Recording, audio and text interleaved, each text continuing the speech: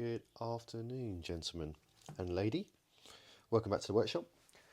Today we have a special for you. We have an ultimate speed oil pump.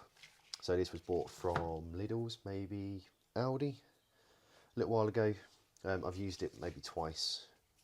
Yeah, I think twice. Just for those who don't know, you put one end in, normally through down in the dipstick channel. So you whack that in all the way down to the bottom of the sump, press the button, and then you can actually siphon out the oil from the top of the engine as opposed to getting underneath it and draining it from the sump. It's not the best way to do it, but a lot of cars now, or say some of the newer, more premium cars, you have to pump them out the top. But generally, if you can, it's always best to take the sump plug out and do it properly. But so I've used it a couple of times when I needed to, just as sort of intermediate oil changes. But yeah, not something I'd really recommend. But like I said, it's broken. It broke, I chucked it across the garden, and then it chucked in the shed, and it sat there for a little while. So I had a bit of a tidy up and found a lay in there. So what we'll do is we'll take it apart. I have got a battery charger here. We'll try and plug it in. You never know, it might work.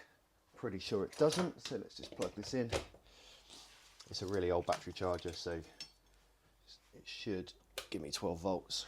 Make sure it's on a low amperage, low current. There we go. Ooh. So what we'll do, just give this a little plug in, and then so that's nil point, not working.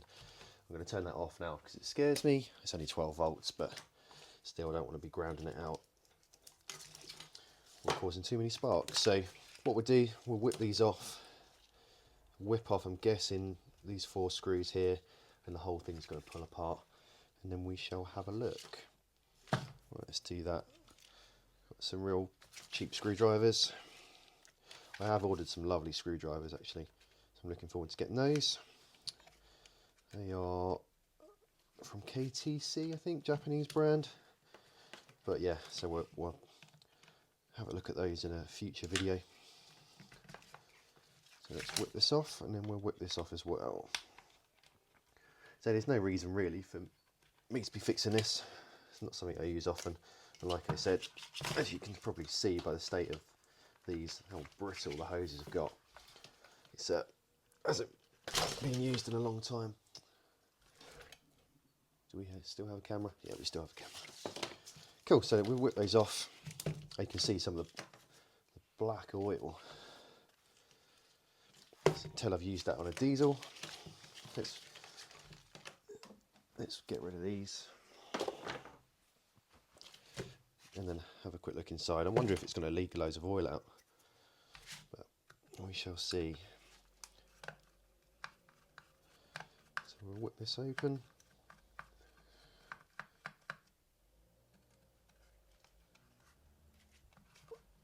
World's worst screwdriver. Like I said, I've bought some nice expensive ones. Nice little wooden handles. And then a ratchet as well, really nice ratchet from the same company, but I'll show you those on a different video. Oh, right, let me pause this. Let's get some decent screwdrivers. Right, we're back again. Break out the snap on. Right, there's one screw. So I'm hoping I don't flood the workshop now with vast quantities of dirty black oil. We'll see. I'm thinking the actual pumping chamber itself isn't going to be too big.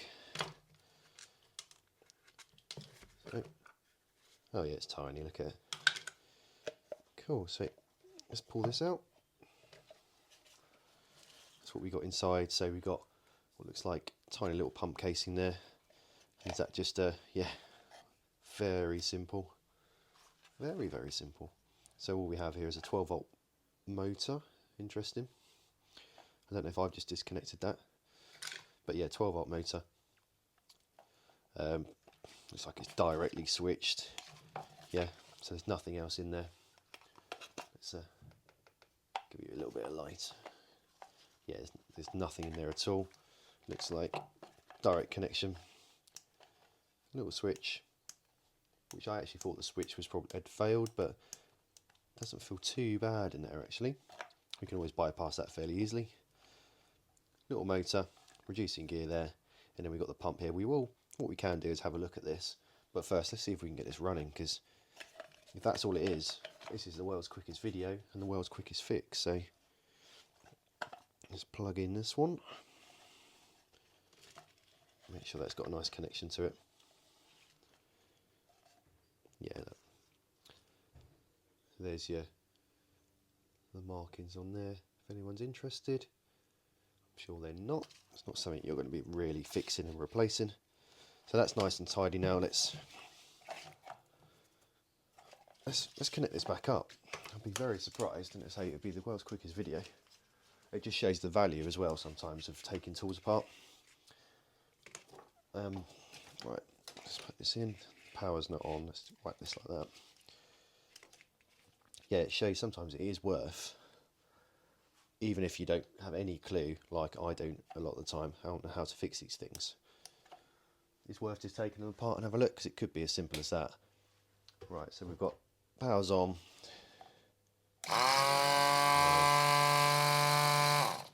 Look at that. Like I said, the power of just sometimes being brave, just jumping in, and what's the worst that can happen? It's broken anyway. At least, you know, best case you'll fix the thing. So red's on that side. Worst case is it's broken, but it's broken anyway. So, and at least you learn something. So yeah, real simple bit of kit that. Let's have a look. I wonder how that will pump. Not too sure. So you've got shaft drive there. Is it going to be as simple as an impeller? But well, let's have a look. Let's have a quick look. We'll whip this open. Hopefully you can see that nicely. I say it's not something I use a lot, this, but it's nice to have.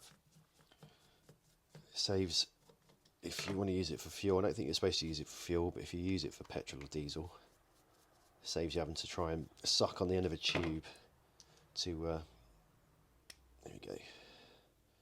Oh no, it's not, it is, it's like a little vein pump. Let's get some tissue. Oh, it's a bit nicer in there than I thought. So that's quite nice. So you've got slightly off, it's off-centered. So as that spins, as the impeller spins, it then should drop the little vein. There we go. Oh, let's try that again. Let's try that in focus, and there we go. So as it spins, what it does, it drops the veins out using centrifugal force, and that will spin round, for example, like that, and then those veins, due to how fast it spins, will then swipe and wipe on the outside of the casing. And then as it spins, then it enters back into the actual slot again. So that way what you do is your pressure comes from one end, your oil, your fuel, and then it gets caught up whatever way. I don't know which way's in and out on this, but say if it spins clockwise, then the vein itself then pushes the oil around and then just out to the other side, and you've got that increase of pressure there as it goes from a bigger area again to a smaller area. Clever, very simple. I was expecting just a plastic set of paddle gears or something like that, or some sort of real basic bit of engineering, but I'm surprised by that. For such a cheap tool, what was it? Best part of tenner or something like that. Will these veins come out? Yeah, see. So these will be, I'm guessing these are bronze, are they? Oh, there's two of them, two little pieces of shim. So I'm guessing these are bronze. Or brass, they feel like brass. But better if they're bronze, I guess, because they'll be slightly better self-lubricating. Maybe if I put them in the right way. But so that way it means you can run the pumps dry for just a little bit, due to what they're actually made of. So yeah, very interesting. You've got a nice big O-ring. Nice big O-ring there as well. So then that seals the face. That's much better quality than I was expecting. You got your rubber gaskets here. Well, then they're more like spacers really, because it's gonna seal on the barbs. But yeah, very simple bit of kit that. Not a lot more to say about it. Like I say, this is going to be a very quick video. I'm wondering if I wonder if we can show this. Let's try and spin this with the face open. Give it a go. What it may do is break and throw the veins everywhere, but we'll give it a quick go. At least hopefully you'll be able to see that. If I give it a little bit more light. Okay, let's give this a quick look. It may not work at all. No, I don't know if you could see that. I might have to go. I might try a little bit of slow motion. Right, hold there, hold fire. Alright, we're back again. Not sure that worked. If not, it's going to look terrible, but I try. Could probably spend a bit of money and get some better camera equipment, but one thing at a time. Right, cool. So yeah, nice quick video. What, we're probably at under 10 minutes here. So yeah, that it was this thing, the ultimate speed. Like I say, a little special, possibly Audi. Apparently it's made in Germany, which I don't believe. It says Germany there. I'm not sure. I'm guessing there'll be a made in China somewhere on here. I'll be very surprised if this is actually German made.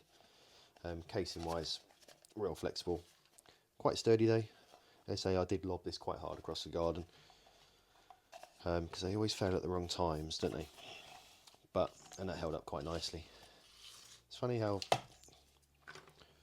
it's taken me that long to get to it, and it was fixed in under, what, 5 minutes really. So like I said, just shows the value of taking your tools apart and having a bit of an experiment as well. So I've learned something. I've learned that look, you can see a bit of wear there.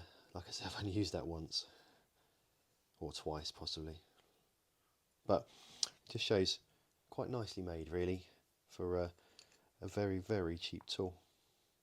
So that's going to be all from me, I think, today. Thanks for all your feedback, positive, negative and all that. I do read them all. I do try to reply to most of them as well. So yeah, thanks for those, and I will start trying to learn a few more different video editing skills as well. So a few people talking about time lapses and stop taking so long taking the screws out and things like that. So I get all that. I get people's attention spans aren't that long, and actually it's pretty boring to watch me take out 25 screws. So yeah, that's understood. And coming forward, I shall endeavour to change. Cool. Right, that's all from me. Thank you very much, and I shall catch you in the next one. Take care.